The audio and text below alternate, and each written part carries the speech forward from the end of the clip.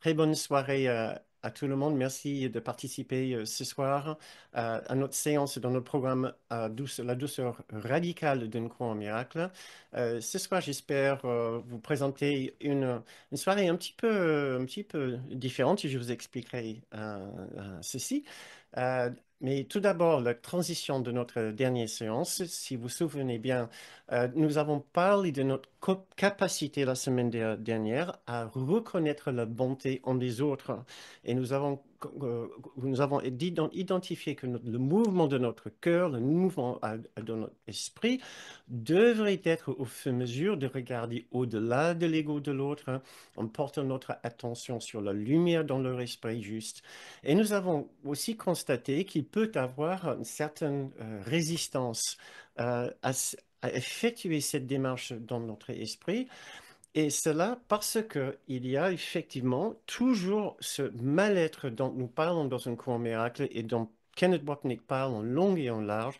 Il a si souvent mentionné ce terme de la culpabilité ontologique rattaché à notre idée d'être séparé, idée de personnalité, d'individualité d'être particulier.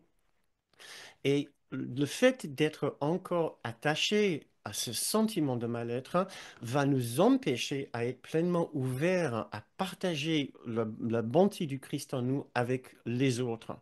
Puisque nous ne sommes pas en train de le partager avec nous-mêmes, nous ne pouvons guère le partager avec les autres.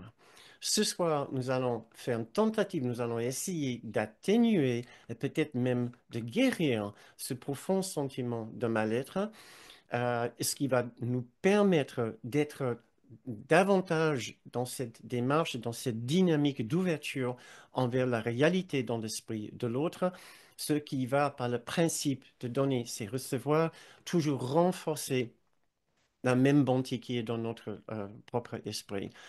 Pour cela, nous allons devoir accepter un principe que nous avons jusqu'ici refusé, c'est le principe de l'innocence parfaite. Et l'innocence parfaite, qui est la guérison de la culpabilité dans notre esprit, la guérison de notre guerre intérieure. J'ai une raison particulière de mettre le terme de culpabilité ontologique en termes d'une guerre intérieure. C'est parce qu'il se fait que par hasard, nous présentons cette séance aujourd'hui, le 11 novembre 2024. Donc, c'est le jour de l'armistice. L'armistice, comme vous le savez bien, signifie la fin de la guerre, le jour où nous déposons les armes. Et ce que nous allons essayer de faire dans la première partie de cette soirée, c'est de nous servir de l'idée de l'armistice dans le contexte de notre travail avec le cours en le transposant dans notre métaphysique, puisque dans le cours, nous parlons de guerre, nous parlons principalement de notre guerre intérieure, de notre guerre avec nous-mêmes, de notre guerre avec Dieu. Et nous allons essayer de voir comment nous pouvons nous emmener vers notre propre armistice personnel dans notre propre guerre où nous sommes les deux parties en conflit. Nous avons fabriqué une guerre intérieure et nous allons essayer maintenant de profiter, de bénéficier puissamment de cette opportunité de l'armistice aujourd'hui pour décider de déposer nos armes et déclarer la fin de notre propre guerre intérieure. Qu'est-ce que nous pouvons lire par rapport à l'armistice? Une petite définition que j'ai trouvée sur Internet. C'est un accord conclu entre des pays ennemis pour arrêter des combats en attendant la signature d'un traité de paix. Et ce que nous pouvons par extension dire que c'est une cessation des hostilités, c'est une déclaration de paix. Et en transposant ça dans le contexte d'un court miracle, nous pouvons déjà voir comment cela peut avoir une certaine signification pour nous quand nous nous suggérons d'arrêter les hostilités et de déclarer la paix en termes d'une dynamique dans notre propre esprit. Bien moins en ce qui concerne notre démarche extérieure et beaucoup plus par rapport à une démarche intérieure. Qu'est-ce qui se passe en nous? Est-ce qu'il y a toujours les traces d'une guerre quelconque dans notre esprit? comment est-ce que nous pouvons profiter aujourd'hui de ce moment important dans le calendrier de notre, dans notre année terrestre pour déclarer la fin des hostilités, la fin de nos hostilités et déclarer notre paix intérieure. Donc, tout d'abord, nous trouvons une mention dans la première section du chapitre 23 à cette idée d'une guerre contre Dieu. Nous lisons justement cette première petite phrase, tu te rends sûrement compte que l'ego est en guerre contre Dieu. Nous avons pris la guerre, l'origine de cette guerre est l'idée de la séparation. À l'instant que nous avons décidé que Dieu ne nous suffisait pas. Nous avons déclaré notre propre indépendance à ce Dieu que nous avons considéré un genre de tyran, un dictateur. Et nous avons pris les armes de la séparation, et du jugement, de l'attaque, de la souffrance et de la culpabilité. Nous les avons intégrés dans notre psyché et nous avons commencé à jouer un genre de guerre psychique avec un Dieu qui était fabriqué de toutes pièces. C'est une image d'un Dieu. Et Dieu qui n'existe pas, sauf dans notre propre esprit. Tout d'abord de notre esprit collectif, en tant que ce que le cours appelle la filialité, puis dans notre propre psyché, quand nous ressentons des gènes de toutes sortes par rapport à la vie, l'existence, nous-mêmes, et par extension et par projection envers les autres, avec les autres. Mais la guerre commence dans notre propre esprit par rapport à notre propre existence, en se posant cette question, mais d'où est-ce que je viens? Pourquoi est-ce que je ressens ce genre de mal-être de fond par rapport à ma propre existence, par ma propre vie? Si vous avez, si vous n'avez, si vous avez, vous êtes posé cette question, le cours a sa réponse et c'est que cela vient de notre sentiment de nous être séparés dans des psychés individuels, individualisés et particuliers contre ou euh, en opposition à l'unité parfaite. L'unité parfaite qui n'a pas de nom, mais nous lui donnons le nom de Dieu et qui demeure dans un endroit qui n'a pas de nom, mais nous donnons le nom du ciel à cet endroit son nom.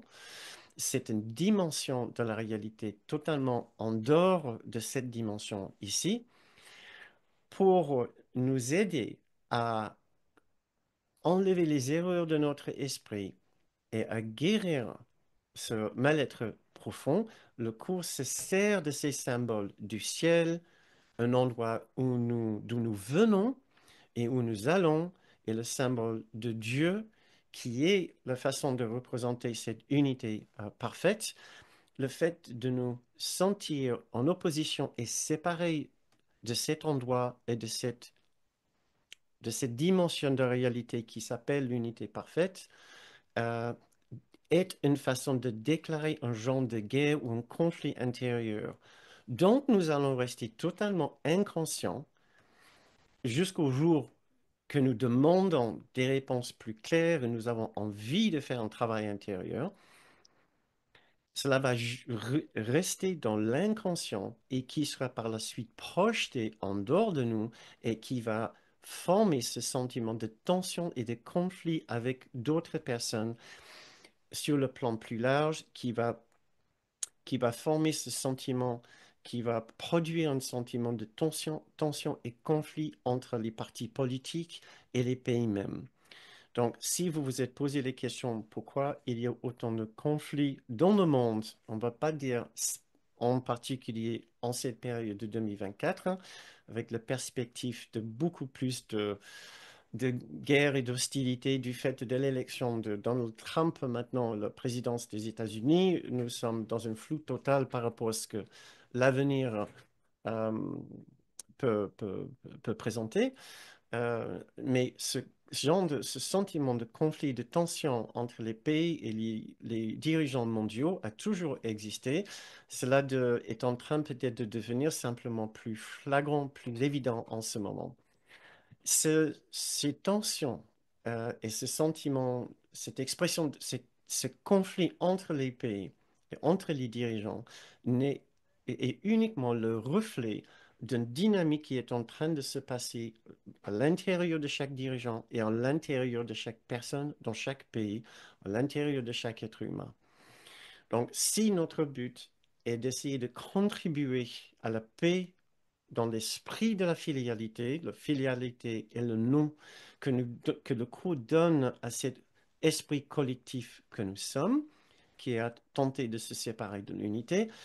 Alors, ce que nous pouvons faire, c'est de confronter notre propre façon, c'est de faire face à notre propre façon de participer dans cette guerre, dans ce sentiment de tension et de conflit avec les autres, en revenant à l'intérieur et en se posant des questions par rapport à notre façon d'intégrer un sentiment d'opposition et une idée d'être en conflit, une idée de guerre avec notre environnement et avec nous-mêmes. Donc voilà ce que je propose pour cette soirée, pour profiter justement et vraiment bénéficier, intégrer le message de l'armistice. Très bien. Euh, donc voilà, nous pouvons lire, pour continuer à lire dans cette section du cours, nous pouvons décider d'arrêter les hostilités. Comme nous lisons ici, tu te rends sûrement compte que l'ego est en guerre contre Dieu. C'est certain qu'il n'a pas d'ennemi.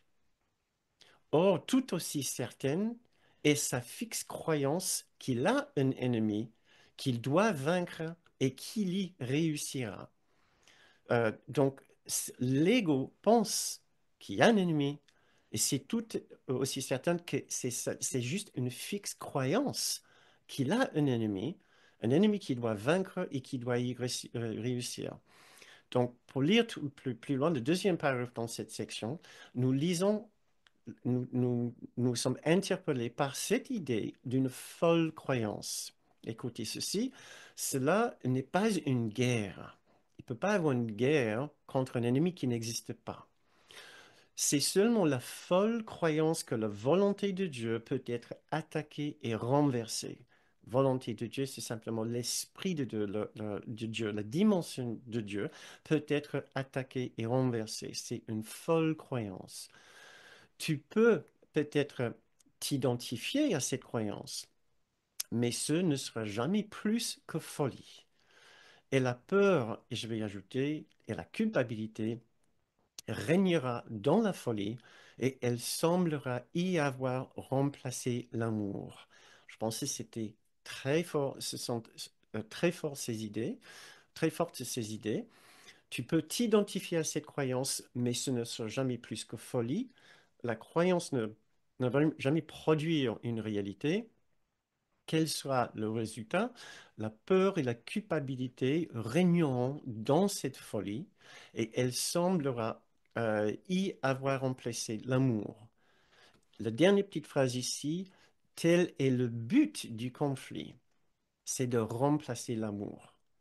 Et ça, cette idée-là, ce petit bout qu'il a ajouté à la fin va devenir très intéressant, très important pour nous quand nous essayons de guérir le problème de fond, puisque nous allons voir que nous pouvons être bien plus attachés à cette guerre intérieure que nous aurions pu imaginer. C'est bien plus difficile d'enlever cette guerre intérieure en nous que nous pouvons imaginer par attachement à la guerre, puisque dans la guerre, nous existons. Nos psychés individuels et particuliers existent. Dans la paix parfaite, le soi, l'ego n'existe plus. Mais continuons. euh, et nous pouvons voir par extension combien nous pouvons euh, voir cette folie se déployer sur Terre en ce moment où nous avons au moins l'impression, en tant que des observateurs peut-être un petit peu lucides des événements sur Terre en ce moment, on peut avoir l'impression que le monde est devenu un peu fou, mais ces passages nous aident à expliquer que oui, effectivement, il y a une folle croyance en une guerre intérieure qui par la suite est projetée à l'extérieur dans le but de remplacer l'amour. Donc l'amour, et nous pouvons dire la paix, sont l'ennemi à l'ego. Donc l'ego et ceux qui sont dominés par l'ego ne vont même pas chercher les conditions de la paix, puisque dans la paix et l'amour, il n'y a plus le soi, il n'y a plus la, la guerre qui est le domaine de l'ego, qui est qui, la guerre permet à l'ego d'exister. Sans la guerre, il n'y a plus de séparation. Une fois que nous avons guéri le sentiment de séparation, nous verrons qu'il n'y avait jamais de lieu de guerre, il n'y avait jamais de raison de guerre. Et nous allons essayer néanmoins de guérir cette dynamique dans l'esprit et nous pouvons en même temps rencontrer quand même quelques petits points de résistance. Euh, donc, Tout d'abord, nous devons constater que même si nous parlons de la folie d'autres personnes, et c'est très tentant de le dire, c'est notre folie collective. Comment nous pouvons le savoir? La question est simple. Comment est-ce que nous y participons activement nous-mêmes? Parce que nous y participons. Si nous adhérons aux principes derrière, comme des principes de la culpabilité, du jugement, de la souffrance et de la dualité et de l'opposition, nous pouvons nous poser cette question. Sommes-nous totalement en paix avec nous-mêmes? Sommes-nous totalement en paix avec nous-mêmes? Avons-nous cessé toutes les hostilités dans notre esprit envers nous-mêmes, envers les autres, et surtout envers la vie, le monde, envers Dieu? Ou trouvons-nous encore des raisons de nous agresser et de nous attaquer avec des jugements et avec du mépris?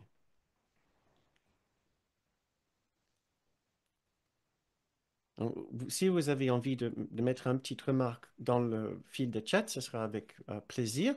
Ça nous aide ici, ce soir, ou des autres participants à réfléchir à leurs propres questions. Et si j'ai le temps de le lire, ça peut aider les personnes qui écoutent ceci en replay. Et la question était principalement pour vous. euh, et je vous invite vraiment à y réfléchir. Est-ce que vous êtes totalement en paix avec vous-même? Est-ce que vous avez arrêté toutes les hostilités envers vous-même et envers Dieu? Sinon, vous pouvez imaginer que vous êtes encore dans cette même dynamique de guerre que ces dirigeants que nous pouvons être tentés d'accuser, de fomenter le conflit dans le monde. Nous participons également dans cet esprit collectif de conflit si nous sommes en conflit avec nous-mêmes, si nous manquons de gentillesse avec nous-mêmes. Le sous-titre de ce programme cet automne s'appelle La douceur radicale d'un cours miracle. Et le sous-titre était une phrase du cours de la leçon 29. Essaie donc de commencer à apprendre comment regarder toutes choses avec amour, reconnaissance et ouverture d'esprit. Alors, si nous sommes sérieux à venir au bout de ce programme et à pratiquer ces principes, nous avons intérêt à essayer d'appliquer et à pratiquer cette façon de regarder à nous-mêmes.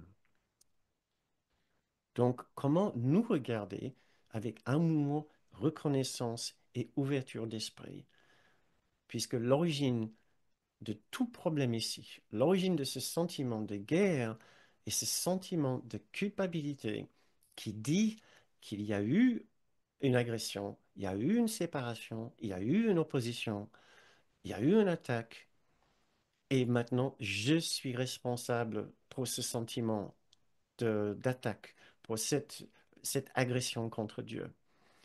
la culpabilité déclare que la séparation est réelle.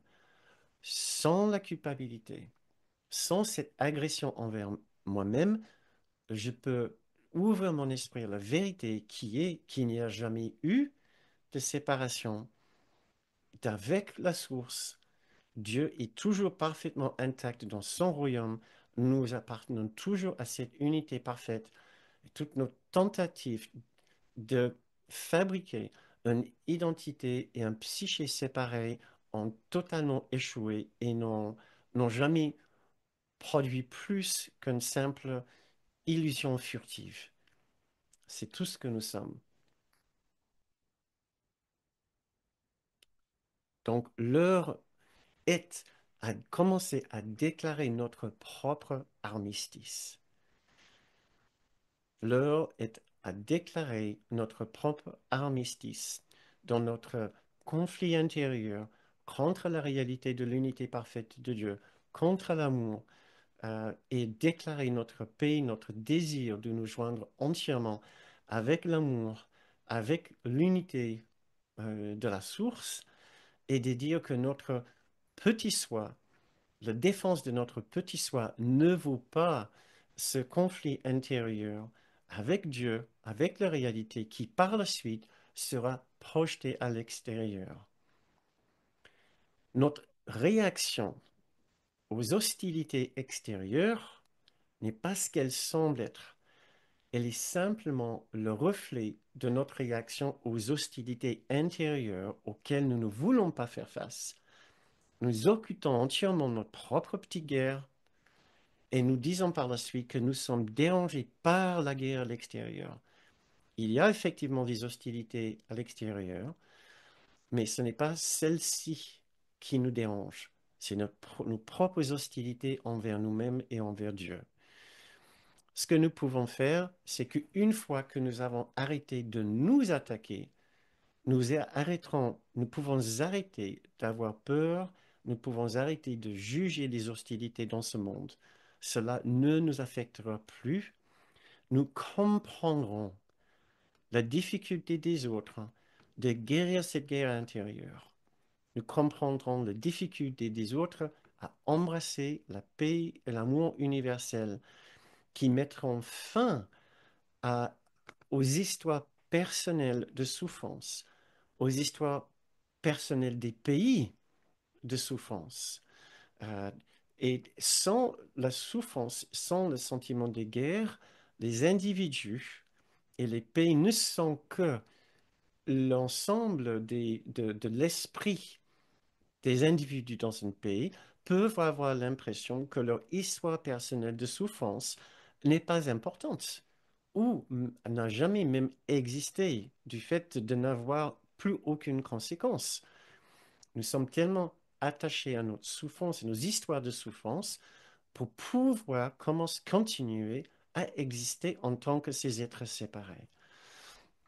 Donc, nous pouvons comprendre au lieu de juger et nous pouvons commencer à ressentir une ouverture d'esprit par rapport à, par, par rapport à la fin de notre culpabilité, à la fin de l'attaque, au lieu de balayer l'ensemble de ces courants dans un petit recoin de notre esprit et par la suite projeter notre mal-être qui est toujours là puisque le déni mène toujours à la projection, nous allons projeter sur les autres et dire que c'est leur hostilité qui me gêne au lieu que ce soit mes hostilités. Maintenant, place à deux petits exercices pour nous engager davantage dans cette interrogation. Et voici la première question. Quelle forme prennent ces hostilités dans notre esprit? Ces hostilités dans notre esprit envers Dieu, envers nous-mêmes, envers les réalités, envers l'amour, euh, envers le ciel, prennent toujours une certaine forme, une forme psychique, une forme psychologique, si vous voulez. Quelle forme prend notre mal-être profond? Par quelle émotion ressentie ou par quelle série de pensées s'exprime notre mal-être profond? Et maintenant, je peux vous donner quelques idées. Si cela vous semble obscur, peut-être mes idées vont vous aider à savoir le genre de forme que notre propre mal-être peut prendre dans notre esprit. Et on peut seulement imaginer l'effet que cela peut avoir autour de nous, dans le monde autour de nous, une fois que nous l'avons renforcé dans notre esprit et nous le projetons à l'extérieur. Voici quelques idées. Si vous avez envie de participer, si vous avez une réponse qui vous saute à l'esprit, vous pouvez les mettre dans le fil de chat et je peux essayer de trouver le temps de les lire. Donc voici. Euh, Attendez 3 secondes.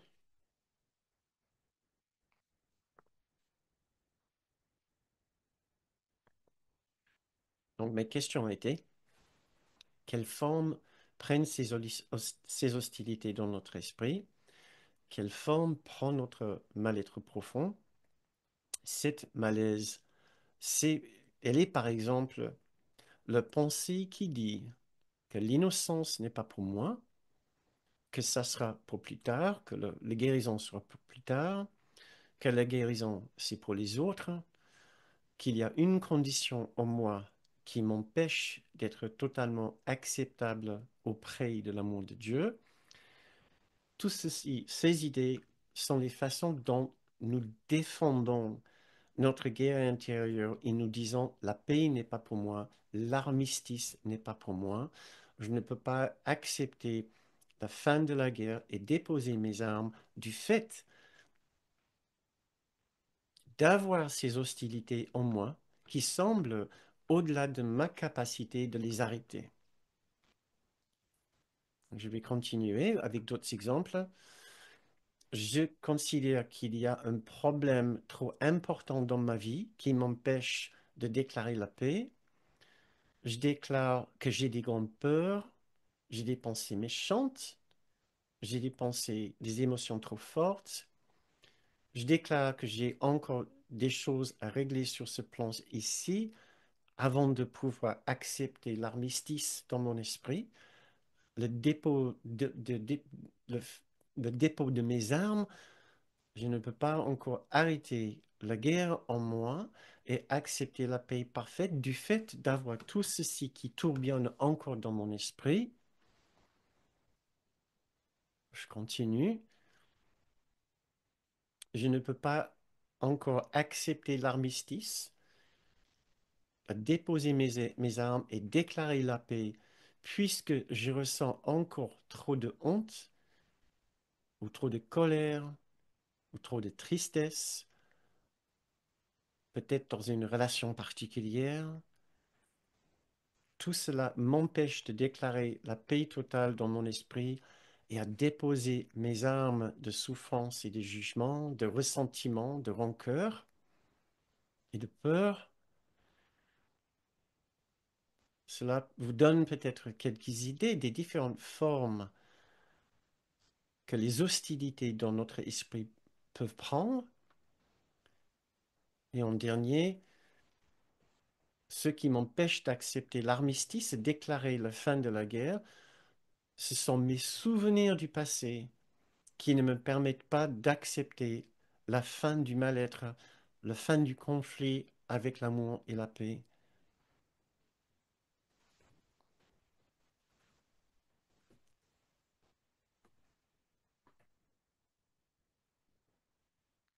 Et je vois que quelques personnes ont contribué leurs idées.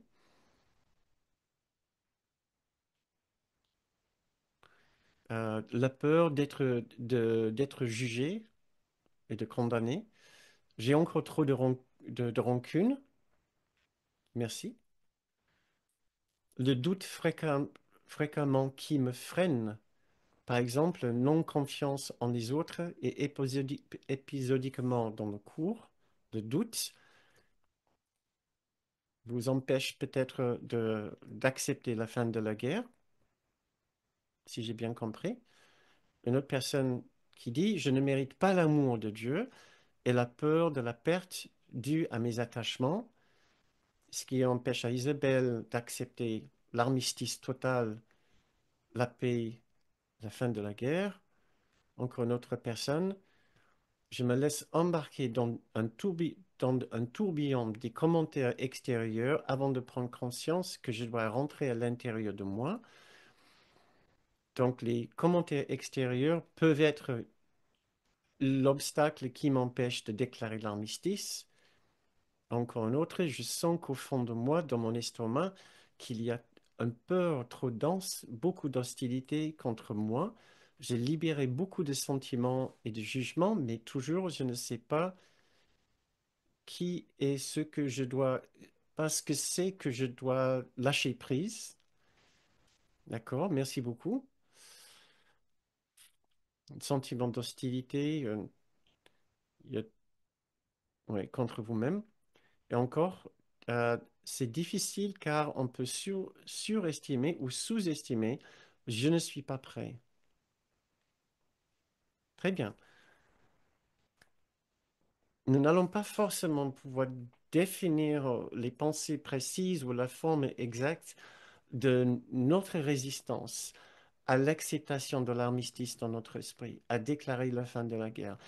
Le but est néanmoins d'être conscient qu'on a ce qui semble être des raisons valables de ne pas déclarer la paix dans notre esprit. C'est notre façon de rester attaché à la guerre. C'est notre façon de dire non à la paix qui est présente, non à l'amour qui est là, qui veut simplement nous embrasser dans son étreinte le plus chaleureuse et la plus aimante. Et maintenant, pour le deuxième petit exercice, euh, quel acte de gentillesse pou- pouvons-nous maintenant entreprendre pour commencer à déclarer notre armistice envers nous-mêmes? Quel petit acte de gentillesse pouvons-nous entreprendre pour commencer à déclarer notre armistice envers nous-mêmes? Parce que c'est bien de prendre conscience de notre façon de ne pas accepter l'armistice, d'accepter la fin de la guerre, mais c'est bien maintenant de commencer le processus de guérison, atténuer cette guerre intérieure, dire non, ce n'est pas mon but. Si vous êtes ici ce soir, vous êtes soit très intéressé par ces enseignements sur la paix intérieure, soit les enseignements sur un courant miracle, tous les deux ont pour but d'arrêter la guerre intérieure, de nous ouvrir à la vérité qu'autour de nous, il y a un amour qui n'attend qu'une chose, que nous ouvrons la porte intérieure pour que nous puissions entrer pleinement dans l'étreinte de cet amour et enfin connaître notre vérité. Donc, prenons des actes déterminants, de prendre des actes très spécifiques maintenant, quelque chose de très anodin, si vous voulez. Quel est un petit acte que vous pouvez entreprendre maintenant qui symbolise votre gentillesse envers vous-même, votre gentillesse dans la vie, ici, la fin de la guerre? Par exemple, quel est un objet dans votre quotidien avec lequel vous êtes souvent en conflit ou en guerre? Quel est un objet qui vous est une cause de frustration ou de difficultés? Il y a sûrement quelque chose qui n'est pas aussi performant que vous voulez qu'il soit, qui vous ralentit. Souvenez-vous, notre première séance dans ce programme était sur la leçon Dieu est dans tout ce que je vois. Et nous avons déterminé l'importance de développer cette gentillesse envers toute chose. Tout objet dans notre cuisine, dans notre salle de bain, dans notre véhicule elle-même, tout objet dans notre bureau, l'ordinateur, etc., le téléphone. Quel est un objet avec lequel vous aimeriez arrêter la guerre? Qui est votre adversaire dans votre maison? Qu'est-ce qui est votre adversaire? Avec quelle chose, avec quelle partie de votre maison ou avec votre bureau est-ce que vous ressentez souvent un conflit? Ou est-ce que vous n'avez pas encore accepté la paix et l'armistice avec une partie de votre environnement? Et maintenant, essayons de déterminer d'être plus gentil avec cet objet avec cette partie de vos environs? Avec quelle partie de votre vie est-ce que vous pouvez être plus en paix? Commençons petit. Est-ce que vous pouvez tout de suite, là maintenant, essayer de trouver un objet autour de vous avec lequel vous pouvez être plus patient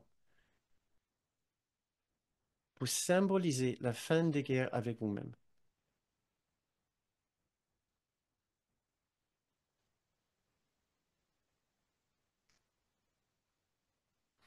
Je vois quelqu'un qui a écrit, euh,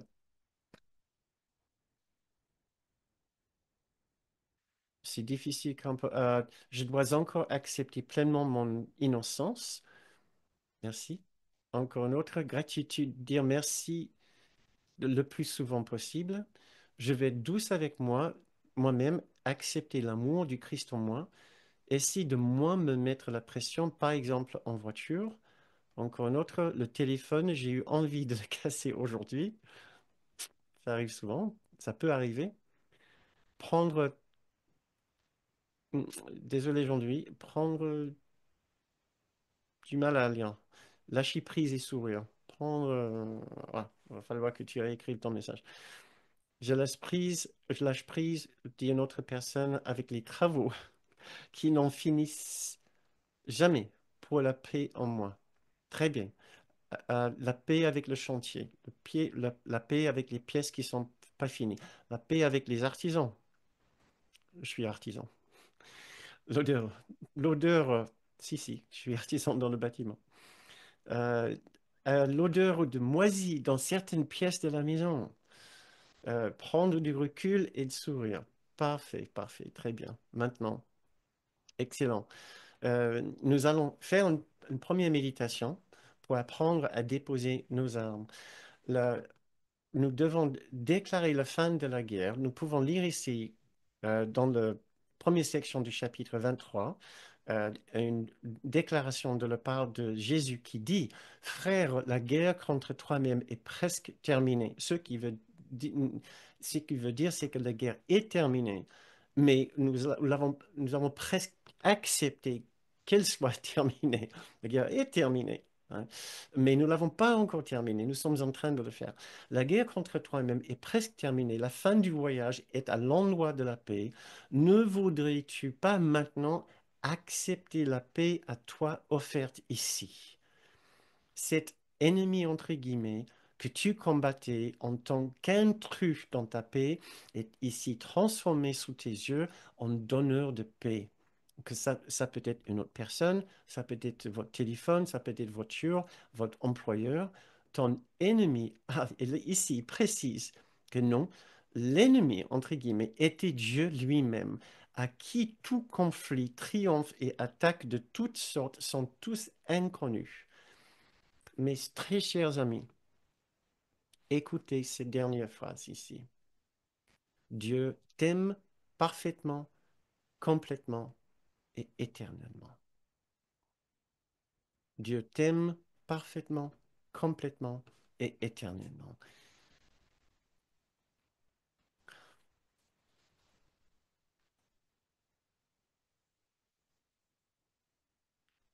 Euh, Excusez-moi, j'ai bug simplement parce que j'avais, il y a plusieurs choses que j'avais envie de faire avec vous ce soir et je dois faire un choix entre deux méditations, je crois, hein, et j'essaie de voir lequel sera la plus forte pour nous. Si vous voulez, on peut essayer juste de faire cette première méditation que j'aurais aimé qui soit un petit peu plus long. Nous pouvons juste fermer les yeux et essayer d'intégrer les messages que Jésus essaie de nous communiquer ici. Ne pas faire une méditation de 10 minutes, mais juste 2-3 minutes pour que nous puissions nous poser pour intégrer ces magnifiques messages. Donc, si vous voulez bien, juste fermer les yeux et juste vous laisser accompagner quelques minutes pendant que je vous parle de cet état intérieur, de cette guérison intérieure vers laquelle Jésus essaie de nous emmener. Vous pouvez déjà, en fermant les yeux, vous souvenir qu'en vous, il existe un endroit en parfait silence On doit reculer de tout le brouhaha, tous les bruits de ce monde, toutes les pressions de l'extérieur. Un endroit où vous pouvez vous réfugier, où vous pouvez trouver paix et silence. Dans cet endroit pur et parfait, et parfaitement tranquille, nous pouvons commencer à comprendre qu'il n'y a jamais eu de guerre, qu'il n'y a jamais eu d'agression contre Dieu, il n'y a jamais eu de conflit au début et à l'origine de notre existence, qu'il n'y a jamais eu d'agression ni de coupable. Notre mal-être venait simplement du fait de penser qu'une guerre contre Dieu était réelle. Mais elle n'existe pas. Elle n'a jamais existé. Nous sommes toujours parfaitement un avec lui et il nous aime parfaitement, complètement et éternellement.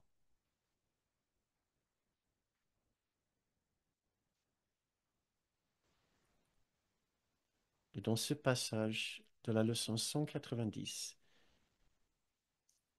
Jésus nous implore de déposer nos armes. Comme il dit, dépose les armes et viens sans défense au lieu tranquille où la paix du ciel tient toutes choses enfin calmes. Dépose toute pensée de danger et de peur. Ne laisse pas d'attaque entrer avec toi.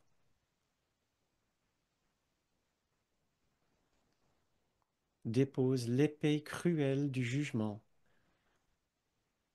que tu tiens contre ta gorge et mets de côté les assauts cinglants par lesquels tu cherches à cacher ta sainteté.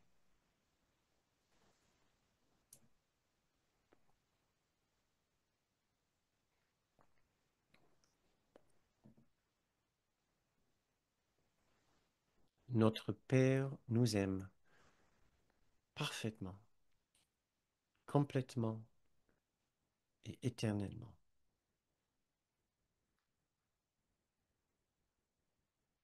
Sentons-nous maintenant parfaitement, complètement et éternellement aimés.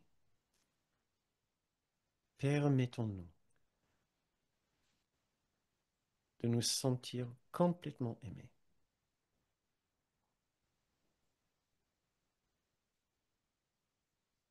Et voyons enfin les autres aussi, maintenant inclus dans cette étreinte aimante, universelle et éternelle.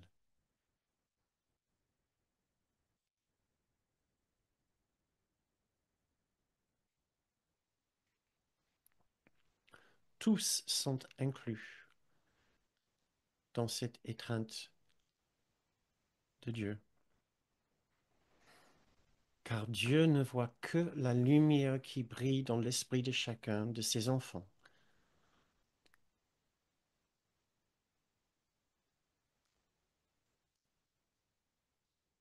Et ne voit rien d'autre que leur sainteté parfaite.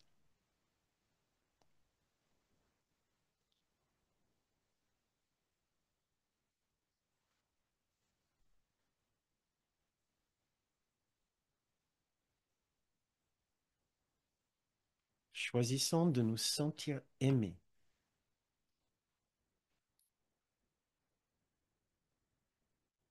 Préférons maintenant d'être aimés au lieu de nous sentir en opposition, en tension, en conflit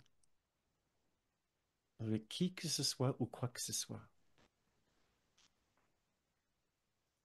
Si c'est nécessaire, mettons notre petite histoire de souffrance ou d'injustice de côté, le temps d'accepter d'être aimé.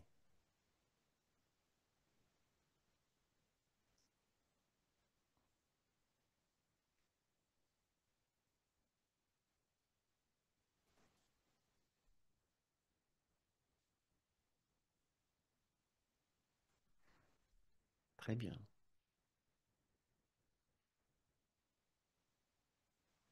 Je vous invite à ouvrir les yeux maintenant.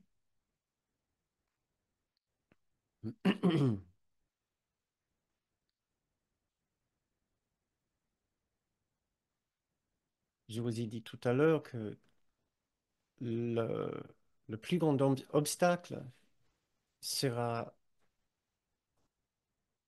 sera dû au fait que nous sommes bien plus attachés à un sentiment de mal-être et des guerres de culpabilité que nous le pensons. Euh, et il, f- il faudrait qu'on soit bien conscient de cela euh, pour pouvoir déjouer les, les tentations de retomber dans un sentiment de mal-être ou d'agressivité. Parce que ça va revenir à notre esprit, ces sentiments, ces amis, entre guillemets, de culpabilité, d'agression, de jugement, de souffrance. Et Jésus en parle dans cette passage dans les obstacles à la paix, dans le chapitre 10, 19. Et c'est important d'en être conscient. Kenneth Wapnick passait une grande partie de son enseignement à parler de la résistance. Parce qu'il disait que nous sommes tous appelés à l'amour, vers l'amour. Nous savons tous ce que c'est. Mais nous n'y allons pas. Parce que nous sommes plus attachés aux obstacles que nous sommes attachés à l'amour.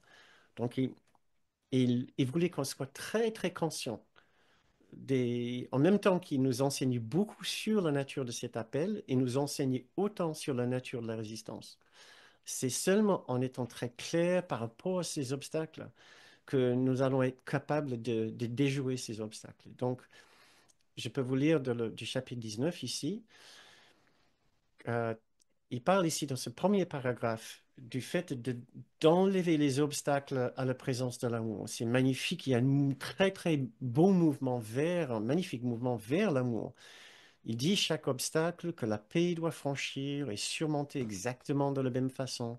La peur qu'il a soulevée cède à l'amour qui est derrière et la peur disparaît. Il en va de même ici. Le souhait de te débarrasser de la paix et de chasser le Saint-Esprit s'évanouit en présence de la reconnaissance tranquille du fait que tu l'aimes, que nous aimons le Saint-Esprit. De part de là, chacun des obstacles à l'amour, l'amour lui-même a appelé, nous appelle. Et chacun a été surmonté, chaque obstacle a été surmonté par le pouvoir de l'attraction de ce qui est derrière, c'est l'amour. Le fait que tu voulais la peur semblait les maintenir en place. Or, quand tu as entendu la voix de l'amour au-delà d'eux, tu as répondu à l'appel de l'amour et ils ont disparu. Ces obstacles ont disparu. Il dit maintenant dans ce passage que Kenneth avait lu très très souvent. Et maintenant, une fois qu'on est devant l'amour, on a enlevé tous les obstacles. Nous y sommes maintenant devant l'amour. Voici ce que Jésus dit. Et maintenant, tu te tiens terrorisé devant ce que tu avais juré de ne jamais regarder, juré avec l'ego. Tu baisses les yeux en te souvenant de la promesse faite à tes amis, entre guillemets, la beauté du péché. Donc, on revient vers l'idée d'une attaque contre Dieu qui est devenue un péché. L'attrait délicat de la culpabilité, donc très ironique, mais le voilà ici, on revient vers la culpabilité comme pour nous défendre contre l'amour. Je continue à lire la sainte image cireuse de la mort et la peur de la vengeance, ce qui est notre guerre intérieure. la vengeance de l'ego, que tu avais juré par le sang de ne pas déserter, juré à l'ego de ne pas déserter, juré à notre particularité, à ne pas déserter. Tous surgissent et t'enjoignent de ne pas lever les yeux et d'accueillir et de nous ouvrir pleinement à l'amour de Dieu. Car tu te rends compte que si tu regardes cela et laisses le voile être levé, ils disparaîtront à jamais. La culpabilité, péché, la mort, la peur, tout cela disparaîtra à jamais. Tous tes amis, entre guillemets, tes protecteurs et ta demeure disparaîtront. Très, très indicatif ici qu'il a dit demeure. Quelle demeure? Mon psyché individuel, ma particularité, mon soi personnel, l'histoire de mon soi personnel, c'est ma demeure. Tout cela disparaîtra. Tu ne te souviendras de rien dont tu te souviens maintenant. Si jamais que vous avez pensé que ce sera très facile en claquant les doigts que nous allons pouvoir accepter l'amour et déclarer l'armistice, ben voilà, il dit qu'en fait, ça sera un petit peu plus compliqué. Du fait que d'accepter la paix veut dire aussi accepter la disparition de notre demeure particulière, accepter la fin ou l'importance, la fin de l'importance de notre histoire personnelle. Donc, et nous pouvons imaginer que chaque personne dans une guerre ici sur Terre doit être exactement dans la même situation, de ressentir une tension énorme à l'idée d'accepter la paix. Donc, maintenant, pour la dernière partie de notre soirée ici, la solution est néanmoins toujours d'accepter l'innocence. C'est l'innocence qui est la clé pour tout. Parce que l'innocence est la déclaration qui ne s'est rien passé. Que nous tous, nous sommes aussi parfaits, aussi propres, aussi purs et aussi saints que le jour que nous avons été conçus dans l'esprit de notre Père.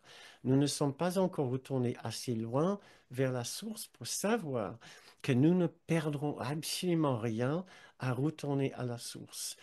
Rien de ce que nous avons vécu en tant que petit soi personnel euh, n'est, euh, n'a de la valeur par rapport à ce que nous allons gagner en laissant entrer cet amour et cette paix, en déclarant cet armistice contre un ennemi qui n'a jamais existé. L'idée de cette innocence parfaite maintenant est ce que nous devons commencer à accepter. La pure bonté qui est en nous est quelque chose que nous devons commencer à déclarer. Quand nous déclarons cet armistice intérieur, nous déclarons aussi cette pure bonté que nous sommes et cette même pure bonté que sont les autres. Souvenez-vous de notre dernière séance, c'était sur cette vision majestueuse et tellement généreuse du Christ en nous envers les autres, où nous allons tenter de voir leur pure bonté, leur dignité parfaite d'accepter tous les dons de notre cœur. Maintenant, nous apprenons à ouvrir encore plus grand cette porte et tout d'abord de nous accorder le droit de les recevoir, d'insister sur notre dignité et notre envie de le connaître au-delà de toutes nos différentes résistances dont nous sommes maintenant enfin au courant. Et maintenant, pour finir, nous allons faire une petite méditation. D'abord, un petit peu de lecture en préparation. Vous connaissez sûrement cette phrase, Dieu n'est qu'amour, donc je le suis aussi. Cette phrase que nous lisons 37 fois dans le cours, puisque ça fait partie d'une révision d'exercice dans le livre d'exercice. 36 fois. Donc on peut imaginer que Jésus voudrait bien que nous nous imprégnions de cette idée. Dieu n'est qu'amour, donc je le suis aussi. Et il déclare deux choses par cela. Notre être vient de Dieu, la qualité de Dieu, c'est l'amour. De ce fait, notre nature qui est en Dieu est aussi la même chose que Dieu. Nous sommes amour. Euh, je dois survoler quelques passages que je vais mettre dans le descriptif de la vidéo, et je ne vais pas pouvoir vous lire ici maintenant. Euh, Écoutez, ce passage que je trouve tellement puissant, parce que dans ce passage, on entend la dévotion et le dévouement de Jésus envers nous.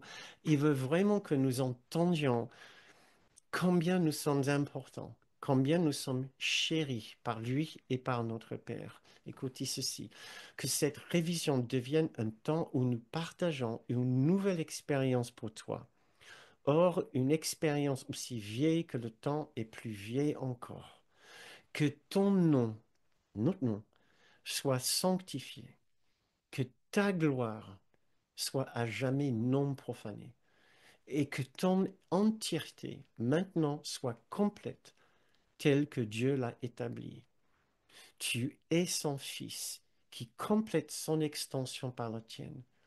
Nous ne faisons que pratiquer une ancienne vérité que nous connaissions avant que l'illusion n'ait semblé s'emparer du monde. Et nous rappelons au monde qu'il est libre de toute illusion chaque fois que nous disons Dieu n'est qu'amour, donc je le suis aussi. Donc je vous invite à juste fermer les yeux avec moi quelques instants pour finir cette séance et essayons de faire un effort sincère maintenant à dépasser tout obstacle intérieur, toute point de résistance, toute pensée qui dit non, je ne le mérite pas, non, je ne le sens pas pour moi. De mettre cette partie de notre esprit de côté. Ce n'est pas notre réalité. Ce n'est pas ce que nous sommes. Nous sommes un autre esprit. Nous sommes le grand soi en nous. Nous sommes le Christ en nous. Cette partie en nous est entièrement digne d'appeler Jésus notre frère et d'entendre ces mots de notre frère.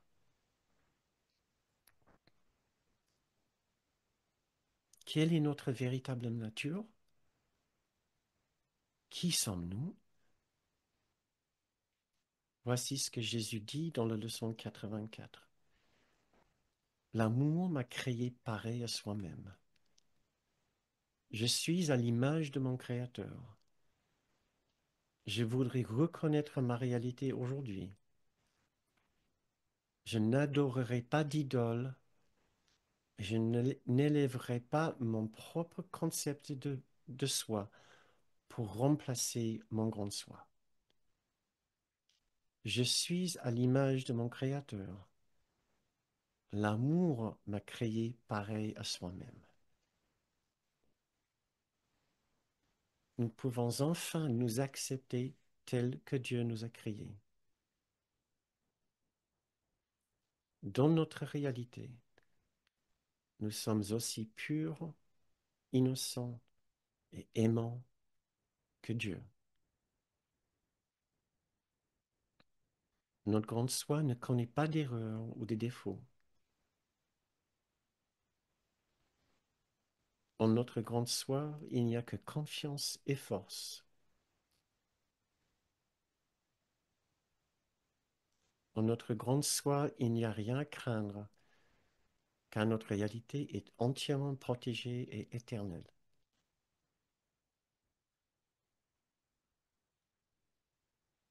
Déterminons aujourd'hui de déclarer la fin de la guerre,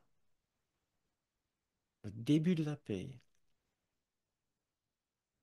et l'acceptation de notre profonde innocence, celle de notre être en Christ, celle de notre source en Dieu.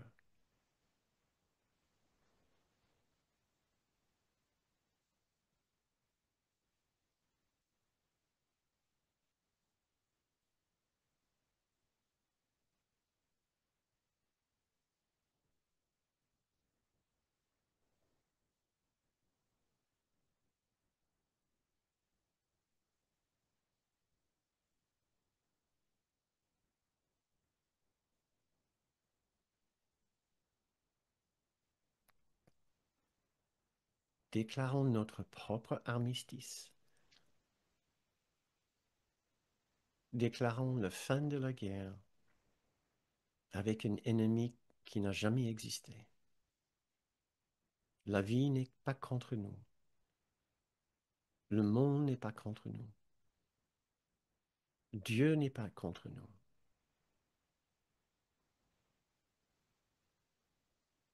Nous sommes parfaitement aimés et acceptables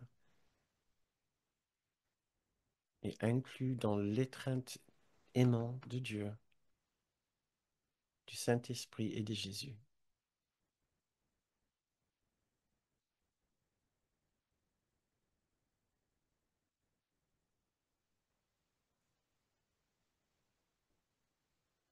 Il n'y a plus de guerre.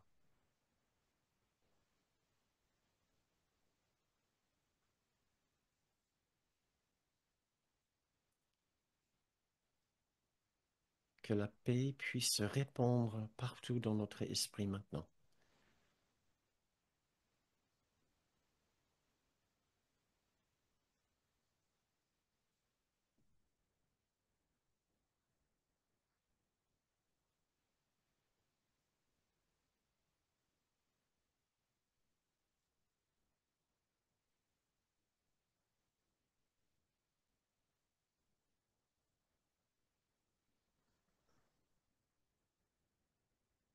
Eh bien,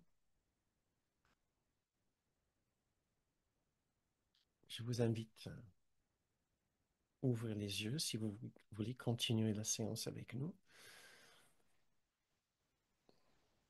Sinon, vous pouvez baisser le son sur votre appareil, quitter la séance et nous vous remercions d'être venus, d'avoir partagé votre temps et votre soirée avec nous.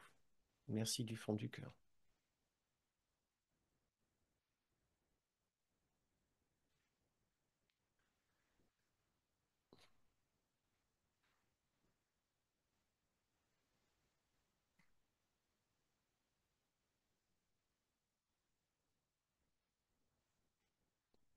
J'avoue, des fois, je suis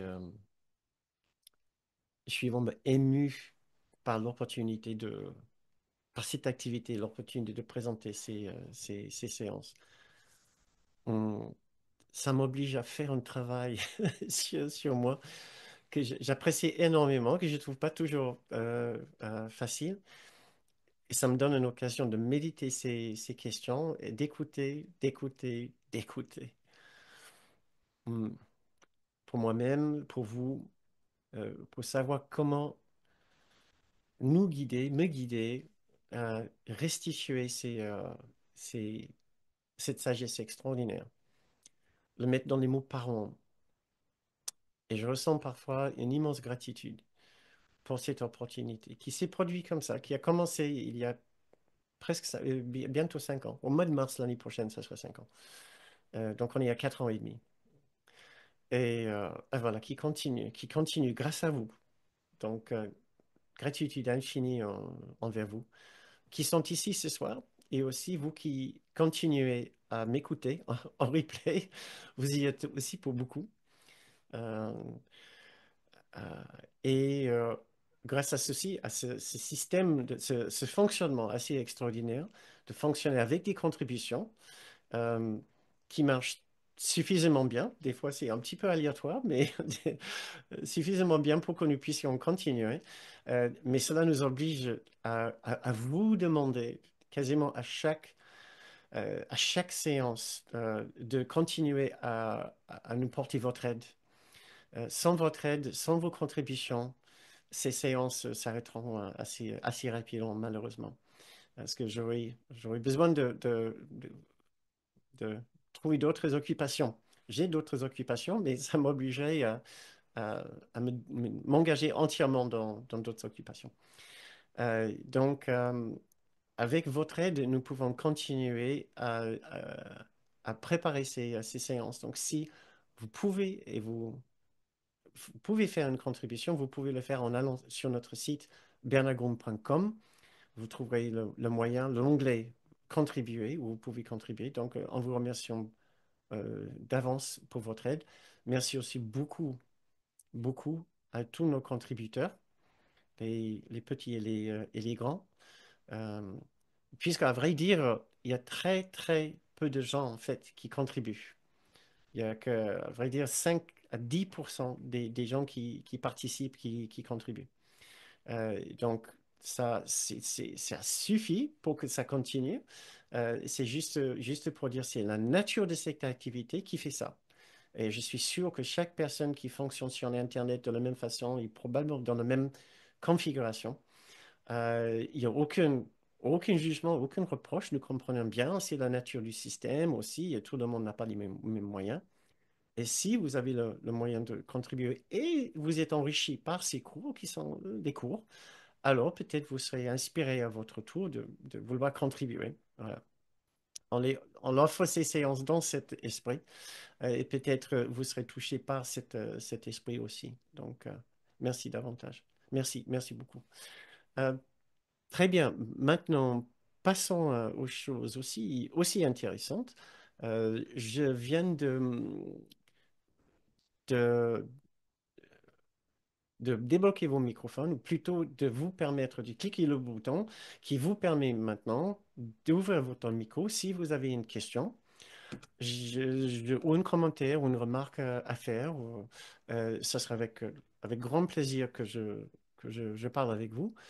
Et je vais essayer par la même occasion de rattraper peut-être vos commentaires, parce qu'il y a eu plusieurs que je n'ai pas pu lire tout à l'heure. Euh, donc, si entre-temps vous avez envie d'ouvrir votre micro et nous parler, me parler, ça sera avec plaisir. Ou vous pouvez aussi poser votre question dans le feed de chat, si vous n'avez pas un micro qui marche ou si vous êtes un petit peu timide.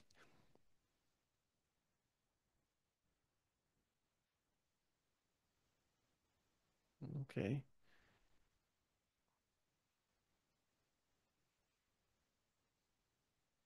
OK, donc. Non, ça a l'air bon. Ah, Monique, je vois que tu as ouvert ton micro. Oui, j'ai ouvert mon micro. Bonsoir OK. tout le monde. Bonsoir. J'ai été assez émue ce soir. Donc, quand je suis émue de cette manière, c'est avec gratitude que je l'accepte. Parce que comment dire? Bon, j'ai pas de mots pour le dire, alors je le dis pas. Mais j'ai été émue et c'est quand même très profitable. Voilà. C'est l'essentiel, c'est que ça, c'est significatif. Hmm. Et par contre, alors j'avais une question qui m'est venue comme ça. Est-ce que Kenneth était psychanalyste? Il n'était pas psychanalyste, il était psychologue, psychothérapeute. D'accord. Euh, il n'était pas psychanalyste. Le terme psychanalyste s'applique à quelqu'un qui a été formé par Freud dans cette technique, dans cette méthode très particulière de pratiquer de la thérapie, le psychanalyse. Selon ce que je comprends, il était assez freudien dans son approche, mais Ouais. je pense pas qu'il avait une formation particulière de psychanalyste. D'accord. Enfin bon, peu importe, ça c'était une petite question de curiosité de ma part. Euh, En fait, ce qui me laisse un peu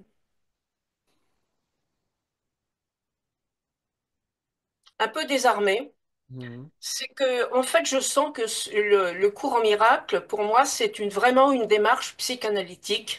Mhm. C'est-à-dire que par rapport à mon chemin et à tout ce que je peux vivre sur le plan spirituel, euh, bon, consciemment, il y a quand même pas mal de choses qui sont en place en moi et que je vis au quotidien, autant que faire se peut, bien sûr. Mhm. Mais là où je me sens désarmée, c'est que j'ai la sensation que l'essentiel pour que l'éveil se fasse complètement, à un moment donné, j'ai écrit ce soir, si j'ai par exemple le besoin de me défendre, c'est que je crois à l'attaque de l'autre. C'est que en fait, que je m'attaque moi-même par le comportement de l'autre. Donc, pour moi, ça, c'est vraiment, d'abord, c'est une réaction spontanée. Donc, c'est comme on a appuyé sur un bouton et paf, ça déclenche une réaction.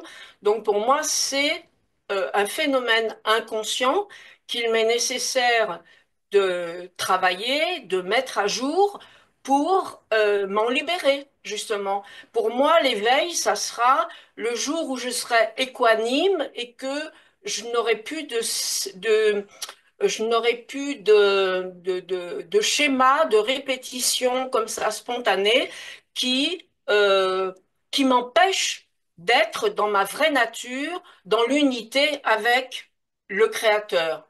Mhm. Donc voilà, et c'est pour ça que j'avais envie de dire ça ce soir, c'est que tout ce chemin, à chaque fois, je me dis, bon, bah ça, consciemment, c'est clair, c'est acquis, etc. Par contre, si je suis encore dans telle ou telle situation, euh, comment dire, touchée par quelque chose de l'extérieur, c'est que je l'ai provoqué, c'est que c'est en moi, et que donc, ça veut bien dire quelque chose. Et à ce moment-là, c'est un travail c'est pour ça que je parlais de psychanalyse, même si j'en ai jamais fait, mais j'ai quand même approché le système.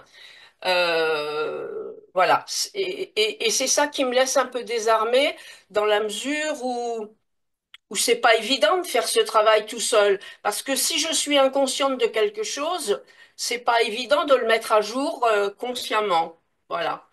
Euh, D'accord. c'est, je sais pas si j'ai été claire, mais enfin, c'est ce que je peux dire ce soir. D'accord. Je vais essayer de voir si je distille, si je peux distiller quelque chose avec ce que tu dis, Monique. Euh, c'est, tout d'abord, oui, c'est un processus, c'est une démarche assez psychanalytique, tout à fait. Nous sommes des patients et nous sommes le thérapeute en même temps. Le patient, c'est notre esprit décideur qui dit qu'est-ce qui se passe ici, que passe. Et le thérapeute intérieur, c'est notre grande soi ensemble avec Jésus. Donc, nous sommes le thérapeute et le patient en même temps. Et effectivement, c'est notre petit soi qui crée toutes ces tensions et ces difficultés. C'est notre grande soi qui prend une décision de rester avec les séparations et il se joint au petit soi. Cela produit un conflit, comme tu dis, un conflit avec une personne à l'extérieur. Tu es assez consciente comme la plupart des étudiants du cours, pour dire, non, mais attends, je suis en conflit. Est-ce que c'est vraiment à cause de l'autre? Est-ce que c'est moi-même? C'est là où le processus psychanalytique démarre et nous disons, non, il doit y avoir quelque chose chez moi. Si je continue à interpréter cette situation de cette façon, je ne suis pas obligé de le voir comme ça. Et j'entre en relation avec mon thérapeute intérieur que je peux appeler le Saint-Esprit, Jésus ou mon grand soi ou le Christ en moi, peu importe le terme que j'utilise, c'est une autre partie de mon propre esprit à qui je demande des explications, des suggestions ou de l'inspiration. Des fois, ce n'est pas une information extrêmement explicative, didactique. Des fois, c'est une pulsion. Des fois, c'est de l'inspiration qui dit soudain, oh mais tiens, je n'ai pas besoin de le regarder comme ça, cette personne. Ce n'est pas forcément une information qui vient de la haute sphère de la métaphysique du coup, qui dit oui, c'est parce que tu t'es séparé de ton père, maintenant tu te sens des culpabilités ontologiques que tu as projetées sur l'autre. Et ça peut être pour certaines personnes aussi cartésienne que ça, comme si littéralement tu es en face d'un thérapeute qui explique exactement la nature de cette tension avec d'autres personnes. Mais pour beaucoup d'autres personnes, c'est juste un élan du cœur qui dit, je n'ai plus envie de ressentir cela avec cette personne. J'ai envie de connaître l'amour en moi-même et il va falloir que je passe par ressentir l'amour envers d'autres personnes. Ça se fait également en main dans la main avec notre thérapeute intérieur, sauf que cette fois-ci, au lieu qu'il nous parle avec des mots, il nous parle avec des ressentis et de l'inspiration. qui nous disait que le Saint-Esprit ne part pas aux mots. Certaines personnes peuvent l'entendre comme des mots, mais la plupart d'entre nous, ça sera plus comme de l'inspiration, ou une idée, ou un élan dans de pardon ou de douceur. Mais dans tous les cas de figure, c'est une démarche psychanalytique dans le sens que nous posons la question, qu'est-ce passe? Qu'est-ce qui se passe ici? Je veux comprendre pour pouvoir faire une transformation ici et ainsi connaître plus de paix et d'amour pour moi-même. Donc, il y a une démarche de guérison qui passe par une transformation ici et pas par une transformation là-bas chez les autres. Et ce n'est pas une méthode comportementale, ce n'est pas une psychologie comportementale, parce qu'il y a plein de différents genres de psychologie. Même si, dans un premier temps, on peut dire, ben, tiens, si j'arrête de piquer une crise chaque fois que cette personne me parle de cette façon, voilà, je m'impose cette limite de comportement dans un premier temps, mais dans une démarche psychanalytique de guérison et de transformation, c'est aussi valable. Donc, je ne sais pas si dans ma réponse qui n'est pas très claire, à ta question qui n'était pas très claire, on a fait union et on a fait unité. Oui, Dis- oui. En fait, je sens très bien que j'ai reçu parfois des explications en mots, très peu, mais ça m'a conforté dans ma démarche et, enfin, pour moi, c'est un cadeau de la vie que d'avoir reçu ça. Et ça n'empêche pas que l'éveil n'est pas total, bien sûr, mais euh, ce que je ressens, puisque maintenant j'entends plus, mais par contre je ressens, et c'est à chaque fois une réponse de fais-moi confiance, lâche tout ça. Donc c'est ce que j'applique. Oui, c'est très Quand bien. tout à l'heure je dis être désarmé, c'est parce que il y a mon mental qui dit qu'il voudrait bien comprendre, mais Mm. mon cœur il dit lâche, viens avec moi, et c'est comme ça, tout va bien. Super. Ah, c'est génial. Parce que j'entends, j'ai eu l'occasion de parler avec des étudiants du cours qui reviennent encore et encore vers la théorie, vers les concepts, vers chapitre ceci et leçon cela. Et j'ai l'impression qu'ils ignorent, ils ignorent beaucoup cet élan d'inspiration et d'intuition et qui vient on peut parler du cœur ou de la tête, c'est juste une façon de parler, tel que tu viens de dire quelque chose qui dit non, lâche ça, c'est pas le moment d'essayer de tout comprendre, euh, toute la métaphysique, toute la psychologie. Reste avec ton élan de guérison, de paix et fais ce que ton cœur te dit de faire, ou de penser ou de ressentir. C'est comme s'il m'était dit, euh, arrête de regarder ce qui n'existe pas parce que tu es déjà cela. OK. Et il y a, et au fond de ce que tu ressens, quand même quelque chose de profondément bienveillant et de doux et de fort, j'imagine. C'est ça, Oui, parce que c'est pour ça que je disais tout à l'heure, quand je suis émue, je ne sais pas l'expliquer, je ne sais pas le pourquoi du comment, mais c'est quelque chose qui me dit que je suis touchée là où il faut. Voilà. Mm. OK. Oui, oui, oui, des fois, on n'arrive pas à trouver les mots, ça m'arrive malheureusement. Souvent dans ces séances, c'est que je n'arrive pas à trouver les mots. Mais oui, je vois ce que tu veux dire. Et j'encourage tout étudiant, chaque étudiant, des fois, à juste rester avec un ressenti. Euh, Si j'avais plus de temps, ce qui est l'avantage des retraites en présentiel, on a plus de temps. Euh, Si j'avais plus de temps dans ces séances, je voudrais bien qu'on reste juste avec une idée, comme innocence, comme fin de la guerre, fin du conflit. Et on essaie vraiment de l'intégrer et de ressentir quelque chose qui se passe en nous, de se poser avec cette idée que Dieu n'est qu'amour. Ainsi je le suis et donc je le suis aussi. C'est une idée incroyable, absolument incroyable. Et Jésus nous demande de le dire 37 fois. Donc, ce n'est pas un message anodin. Il nous dit, Dieu n'est qu'amour, tu fais partie de Dieu. Donc, forcément, tu es amour aussi. Et malgré tout ce que tu as pensé de toi-même, tu ne peux pas être autre chose que cet amour. Et quand je lisais ça récemment, je dis, je veux faire une séance sur ça.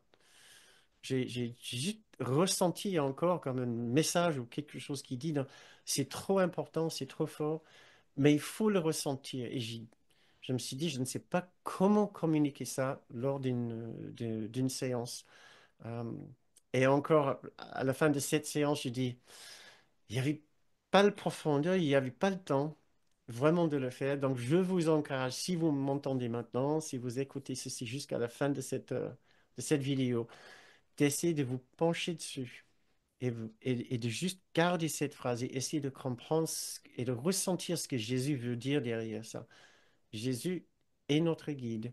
Ce n'est pas n'importe qui. Il nous dit, nous sommes le même amour que Dieu. Quoi que, quoi que nous nous sommes dit, quoi que nous avons pensé de nous-mêmes, nous sommes toujours cet amour et rien d'autre. Et c'est notre vérité. Et on peut s'imprégner ici totalement avec cette idée que ça peut nous aider vraiment à diminuer l'importance de tout le reste qu'on pense être, tout le reste qui nous est arrivé dans cette vie ici. Cela, on peut mettre de côté toute notre vie personnelle, notre histoire personnelle, et juste nous plonger dans cette idée. Tu es pur amour et c'est tout ce que tu es parce que c'est tout ce qu'est Dieu. Et d'accord, ça va pas rester, mais juste pendant un certain temps, essayer de rester avec ça. Après, on peut revenir vers les, euh, les concepts à nouveau. Et très chers amis, c'est aussi l'heure. Donc, je vous invite, par contre, il y a eu juste, j'ai vu trois autres commentaires. Être sensible aux intuitions, aux synchronicités, ça parle énormément. Merci Thierry. Et encore John, quand je me sens très en colère contre quelqu'un, quelque chose, j'ai beaucoup de mal à lâcher prise. J'utilise un processus de clarification en commençant par une plongée profonde dans ce que je ressens. Pardon, ça bouchait. Bouger, ce qui m'amène à comprendre mes projections et finalement à les abandonner en Dieu. À Dieu. Merci beaucoup. Merci John. Je suis content que j'ai pu le lire avant la fin. Euh, En tous les cas, merci Bernard pour les prises de conscience que j'ai eues ce soir et merci à tout le groupe parce que c'est quand même l'esprit global qui nous aide aussi chacun. ok. Merci beaucoup, Monique. Merci. Ouvrons nos micros et disons nos au revoir pour cette semaine, la semaine de notre armistice personnel. Mettons fin à notre guerre intérieure. Acceptons la paix, déclarons la paix dans notre esprit avec un ennemi qui n'a même pas jamais existé. Mettons fin à tous nos conflits avec nos objets du quotidien, avec les autres. Acceptons la paix, que la paix soit. Voilà. Merci beaucoup de me joindre, de vous joindre à moi dans cet effort collectif. Merci Parfait. Bernard. Merci à vous. Merci Bernard. Très Et bien. Merci Merci. Bernard. Bonsoir Ciao. tout le monde. Bonne soirée. Merci. Euh, Bonne je soirée. vous embrasse. Au revoir Merci tout le beaucoup. monde. À lundi prochain. Au revoir. À Merci. lundi prochain. Bye. Merci.